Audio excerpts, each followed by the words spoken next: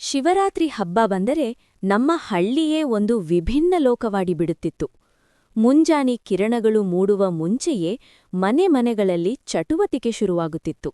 ಮಹಿಳೆಯರು ಮನೆ ಮುಂದೆಯೇ ನೀರು ಹಾಯಿಸಿ ಬಣ್ಣ ಬಣ್ಣದ ರಂಗೋಲಿ ಬಿಡುತ್ತಿದ್ದರು.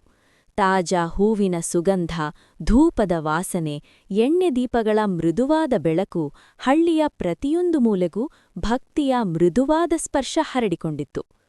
ಹಳ್ಳಿಯ ಮಧ್ಯದಲ್ಲಿರುವ ಹಳೆಯ ಶಿವಾಲಯವೇ ಆ ದಿನದ ಹೃದಯ.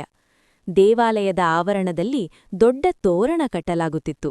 ಮಾವಿನ ಎಲೆಗಳು, ಬಾಳೆ ಕಂಬಗಳು, ಹೂಮಾಲೆಗಳು ಎಲ್ಲವೂ ಹಬ್ಬದ ಸಂಭ್ರಮವನ್ನು ಹೇಳುತ್ತಿದ್ದವು.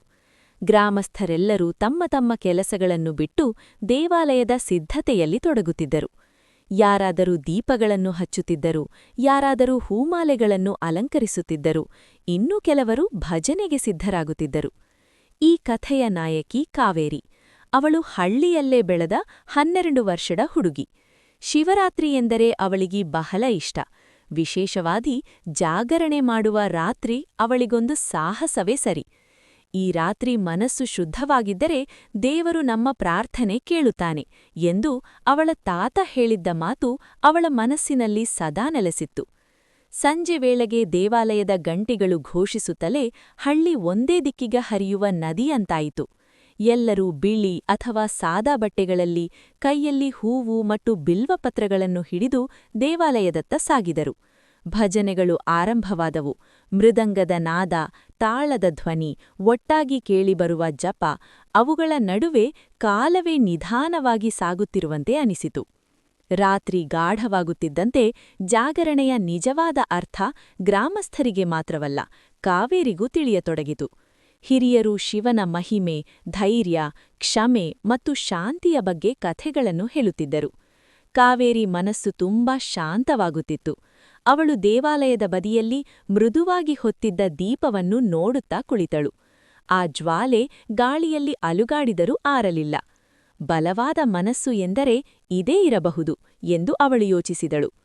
ಮಧ್ಯರಾತ್ರಿ ಅಭಿಷೇಕ ಪ್ರಾರಂಭವಾಯಿತು. ಹಾಲು, ಜೇನು, ನೀರು, ಬೆಣ್ಣೆ ಎಲ್ಲವೂ ಶಿವಲಿಂಗದ ಮೇಲೆ ಹರಿಯುತ್ತಿದ್ದವು. ಎಲ್ಲರೂ ಮೌನವಾಗಿ ಪ್ರಾರ್ಥಿಸುತ್ತಿದ್ದರು. ಕಾವೇರಿ ತನ್ನ ಚಿಕ್ಕ ಕೈಯಲ್ಲಿ ನೀರನ್ನು ಹಿಡಿದು ನಿಧಾನವಾಗಿ ಅರ್ಪಿಸಿದಳು. ಅವಳ ಮನಸ್ಸಿನಲ್ಲಿ ಒಂದೇ ಮಾತು: ನಮ್ಮ ಹಳ್ಳಿಗೆ ಸಂತೋಷ ಕೊಡು, ಎಲ್ಲರೂ ಒಗ್ಗಟ್ಟಾಗಿ ಇರಲಿ. ಅಭಿಷೇಕದ ನಂತರ ಪ್ರಸಾದ ವಿತರಿಸಲಾಯಿತು. ದೇವಾಲಯದ ಆವರಣದಲ್ಲಿ ಎಲ್ಲರೂ ಸೇರಿ ಕುಳಿತು ಪ್ರಸಾದವನ್ನು ಹಂಚಿಕೊಂಡರು. ಅಲ್ಲಿ ದೊಡ್ಡವರು ಚಿಕ್ಕವರು ಎಂಬ ವ್ಯತ್ಯಾಸವಿರಲಿಲ್ಲ. ಒಗ್ಗಟ್ಟು ಮತ್ತು ಸಂತೋಷ ಮಾತ್ರ ಇತ್ತು. ಬೆಳಗಿನ ಮೊದಲ ಕಿರಣಗಳು ಹೊಳೆಯುವಷ್ಟರಲ್ಲಿ ಹಬ್ಬದ ಜಾಗರಣೆ ಮುಗಿಯಿತು. ಆದರೆ ಕಾವೇರಿಯ ಮನಸ್ಸಿನಲ್ಲಿ ಒಂದು ಹೊಸ ಬೆಳಕು ಹೊತ್ತಿತ್ತು. ಅವಳು ಅರಿತುಕೊಂಡಳು, ಶಿವರಾತ್ರಿ ಕೇವಲ ಆಚರಣೆಯಲ್ಲ, ಅದು ಮನಸ್ಸನ್ನು ಶಾಂತಗೊಳಿಸುವ, ಒಗ್ಗಟ್ಟನ್ನು ಕಲಿಸುವ, ಒಳಗಿನ ಶಕ್ತಿಯನ್ನು ಅರಿಯುವ ಪವಿತ್ರ ಕ್ಷಣ. ಆ ದಿನದಿಂದ ಹಳ್ಳಿಯ ದೀಪಗಳಂತೆ ಕಾವೇರಿಯ ಹೃದಯದಲ್ಲೂ ಒಂದು ಮೃದುವಾದ ಬೆಳಕು ಸದಾ ಹೊತ್ತಿರತೊಡಗಿತು.